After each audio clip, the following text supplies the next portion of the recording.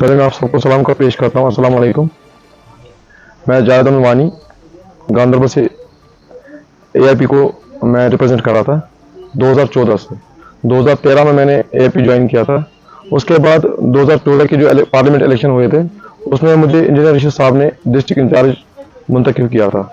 उसके लिए मैं आपको ये बता रहा हूँ कि कल ये लोग बोलेंगे कि शायद हवा में ये भी आया है। ये इंजीनियर रशीद साहब की खुद की हैंड राइटिंग है, आप इस पर फोकस कीजिए।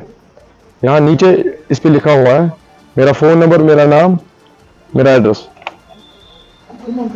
इसके बाद मुझे आप सबसे एक बात शेयर करनी है। 14 से लेके अभी तक मैं एज ए वर्कर काम कर रहा था। इंचार्ज आप साइड में रख दीजिए। एज वर्कर में ग्राउंड पोजीशन पे काम कर रहा था। उसके बाद जो इलेक्शन सर पे आए हमारे, तो मैंने इनसे कांटेक्ट करने की कोशिश की। मुसलसल मैं इनको फ़ोन करा था। इंजीनियर रशीद साहब तो खुद जेल में थे, तो जो यहाँ पे पार्टी को संभालते थे उनसे मैंने बात की। फिर दोस्त बाबा हैं और परवेज साहब इंचार्ज थे उस टाइम। मैंने इनको फ़ोन किया कि मैंने इनको कहा कि इस इलेक्शन के रिगार्डिंग आपका क्या मशवरा है कि हम क्या करें। तो उन्होंने कहा कि आप क्या करना चाहते हो। मैंने इनको बोला मैं खुद ही इलेक्शन लड़ूंगा, मैं तैयार हूँ, ग्राउंड पोजीशन मेरी ठीक है, मैं आगे आना चाहता हूँ। तो उन्होंने कहा कि आप एक काम कीजिए, नॉमिनेशन फॉर्म लाइए, तो इंशाल्लाह हम देखेंगे क्या करेंगे। यहाँ से रशीद साहब की बेल भी हो रही है, तो वो डिसाइड करेंगे क्या करना है। तो उन्होंने कहा कि आप अपना बायोडाटा दीजिए, हम आगे फॉरवर्ड करेंगे। तो मैंने बायोडाटा फॉरवर्ड किया। उसके बाद 2-3 दिन में वेट कर रहा था कि रेस्पॉन्ड कोई आएगा, रेस्पॉन्ड नहीं आया। तो मीनवाइल मैंने नॉमिनेशन फॉर्म लाया। तो मैंने उनको कहा कि मैं पार्टी का हूँ, मैं पार्टी को छोड़ना नहीं चाहता, क्योंकि मेरी एक इमेज है इस इलाके में। दूसरा ये है कि पार्टी की इमेज मेरे पास थी कि नहीं, रशीद साहब गलत नहीं कर सकते कौम के साथ। इसके बाद क्या हुआ, जो मैंने नॉमिनेशन फॉर्म लाया तो मैंने इनको कॉल की थी कि आप मुझे बता दें मुझे सिंबल क्या रखना है, मैं प्रेशर कुकर को इसमें ऐड करूं कि नहीं। क्योंकि यहाँ हमें नॉमिनेशन इलेक्शन सेल ने कहा था कि 3 ऑप्शन आपको रखने हैं। इसमें आपको जो भी होगा, अगर आपको कोई पार्टी रिप्रेजेंट कर रही है तो आपको एक पार्टी का सिंबल भी इसमें रखना है। तो मैंने इनसे जो बात की, फिर बाबा और हमारे परवेज साहब इनसे मैंने बात की, तो उन्होंने कहा आप प्रेशर कुकर को ऑप्शन में रख दीजिए। तो जो मैंने इसको ये रख दिया, ऑप्शन में रख दिया, तो मुझे 2 दिन के बाद पता चलता है, मुझे सीआईडी वालों ने बुलाया था कि आपका कोई यहाँ पे है, और खुदा के पास कोई है जो रहता, आशिक साहब रहते हैं, तो क्या वो पार्टी में है। मैंने बोला कि मुझे पता नहीं, अभी तक मैं ग्राउंड पोजीशन पे काम कर रहा था, मैं तो इसको जानता ही नहीं। अगर मैं इंचार्ज डिस्ट्रिक्ट रहा हूँ यहाँ पे, एड्रेस से मुझे पता होना चाहिए कि ये कौन है। मेरे साथ और भी साथी थे जो मेरे साथ कांगड़ा से थे या गांधरबल से थे, इनमें इसका नाम नहीं था। मैं हैरान हो गया कि ये कहाँ से आ गया। तो मैंने कोशिश की, मैंने अप्रोच किया पार्टी हेडक्वार्टर से मिलने की। तो जो मैंने कंफर्म किया ना कि पहले यहाँ पे कोई ऑफिस ही नहीं था हमारा। इसके बाद मैंने कंफर्म किया कि अभी पार्टी का ऑफिस कहाँ पे है। जो ही मैंने सुना कि ये संगरमल ऑफिस में या संगरमल कॉम्प्लेक्स में इनका ऑफिस है, मैं जब वहाँ पे गया तो मैं ऑफिस ढूंढ रहा था। वहाँ ऑफिस का कोई बोर्ड नहीं था, वहाँ खाली अल खुदाम का बोर्ड है। मैंने एंटर किया, मैंने वहाँ पे मालूम किया कि ये कहाँ पे रहते हैं। उन्होंने कहा कि इनाम नबी साहब यहाँ पे रहते हैं, आप बात कीजिए। मैं इनाम नबी से मिला, मैंने उनको कहा कि ऐसा मसला है, मैं इतने टाइम से काम कर रहा हूँ, ये बीच में मुझे समझ नहीं आ रहा कि ये अफवाहबाजी है कि क्या है, आप मुझे पार्टी के बारे में पूरा बता दीजिए। उन्होंने कहा कि हमें एक ऐसा कैंडिडेट चाहिए जो उमर उद्दौला साहब को डिफीट कर सकते हैं। मैंने उनको कहा कि अब आपने क्या सोचा। उन्होंने कहा कि आशिक साहब है, अल खुदाम के चेयरमैन है, किसी फेडरेशन के मेंबर है। मैंने उनको कहा ये डिसाइड नहीं करेगा कि गांधरबल में क्या करना है, डिसाइड में वो करेगा जिसने गांधरबल के लिए काम किया, एज ए वर्कर जिसने काम किया। इसको लोग जानते ही नहीं है। लास्ट में उन्होंने कहा कि नहीं, हमें ये बनना चाहिए कि जो गांधरबल को देख सकता है। तो मुझे वहां पे बात ये समझ में आई, इन्होंने इनको ऑफिस प्रोवाइड किया है संगरमल कॉम्प्लेक्स में, एक बड़ा कॉम्प्लेक्स है, उसमें ऑफिस प्रोवाइड करना। तो जाहिर सी बात है वो करोड़ों की प्रॉपर्टी है। अब मुझे वहां तक नहीं जाना है। मुझे एक आपसे बात शेयर करनी थी, जो कल इंजीनियर रशीद साहब, मैं कल तक इंजीनियर रशीद साहब की बहुत इज्जत कर रहा था कि मुझे लगता था कि नहीं, मुझे नजरअंदाज किया। उन्होंने रशीद साहब की इंफॉर्मेशन के बगैर ये सब कुछ किया है। एट लास्ट पॉइंट में मुझे ये समझ आया कि नहीं, मैं भी गलत था, मेरी सोच भी गलत है कि इनको रशीद साहब को लेके। कल जो उन्होंने बाइट दी प्रेस में कि तिहाड़ जेल, ये जो मुझे आज ताना दे रहे हैं, इल्जाम लगा रहे हैं कि ये बीजेपी के एजेंट हैं, मैं उस रिगार्डिंग में बात करना चाहता हूँ आपसे। उन्होंने कहा अपनी बाइट में कि ये जो कहते हैं कि आप वापस जेल से कैसे आए, ये जाहिर सी बात है, वहां हजारों लोग ऐसे हैं। उन्होंने नाम भी लिया 5-6 लड़कों का जो तिहाड़ जेल में बंद है। टेरर फंडिंग एक बहुत बड़ा मसला है। आज कश्मीरी नौजवान इस चीज से डरता है कि स्टोन पेल्टिंग के नाम से, टेरर फंडिंग की तो बात ही नहीं। दूसरी बात मैं आपको ये बताना चाहता हूँ, कश्मीरी जितने भी लड़के स्टोन पेल्टिंग में इन्वॉल्व है, जिनको एफआईआर लगा है, आज तक वो एफआईआर खत्म नहीं हुआ, जो कि एक फर्स्ट क्लास मैजिस्ट्रेट खत्म कर सकता है। टेरर फंडिंग की मुझे समझ में नहीं आ रहा कि ये कौन सा सुप्रीम कोर्ट है जो 5-5.5 साल तक बंद रखता है इंसान को, उसके बाद रिलीज करता है।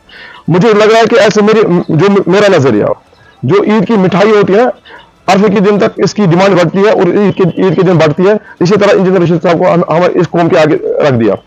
सेम ऐसे ही जिस तरह शेख अब्दुल्ला को एक वक्त पे इन्होंने बंद किया था, फिर टाइम के बाद बहुत टाइम के बाद छोड़ दिया ताकि लोगों में जज्बा पैदा हो, इनके सेंटिमेंट के साथ हम खेल सके। सेम इन्होंने आज इंजीनियर रशीद साहब के साथ किया।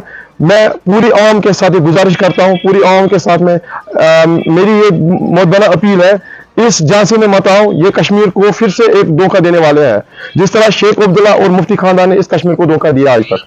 दूसरी बात मैं इस रिगार्डिंग बात करना चाहता हूं डिस्ट्रिक्ट गांधरबल के रिगार्डिंग। डिस्ट्रिक्ट गांधरबल में इन्होंने एक ऐसे बंदे को खड़ा कर दिया एआईपी को, जो कि पहले मुझे समझ नहीं आया कि डिस्ट्रिक्ट गांधरबल है कहां तक।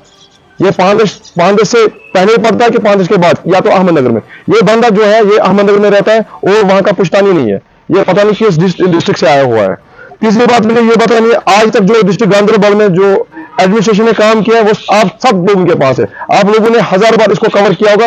डिस्ट्रिक्ट गांधरबल का जो रोड है आपको खुद पता होगा, सुबह जब मुलाजिम घर से निकलते हैं 12-12 बजे तक वो ऑफिस नहीं पहुंचते। उसकी वजह यह है कि रोड खत्म है, रोड वहां पे है ही नहीं। करीबन पिछले 30 साल से हम ये सुन रहे हैं कि डिस्ट्रिक्ट गांधरबल का रोड वाइड हो रहा है, आज तक इस पर कोई अमल नहीं किया गया। तीसरी बात यह है, हॉस्पिटल यहाँ पे है डिस्ट्रिक्ट हॉस्पिटल, उसमें अभी तक सिटी स्कैन की फैसिलिटी नहीं है। तीसरी बात जो एजुकेशन सिस्टम है यहाँ पे, मैंने 1000 बार स्कूलों का दौरा किया है। आधे स्कूलों में टीचर बच्चों से ज्यादा है। मैंने उनको 2-3 बार ZDO से बात की कि आप इन स्कूलों को मर्ज कीजिए।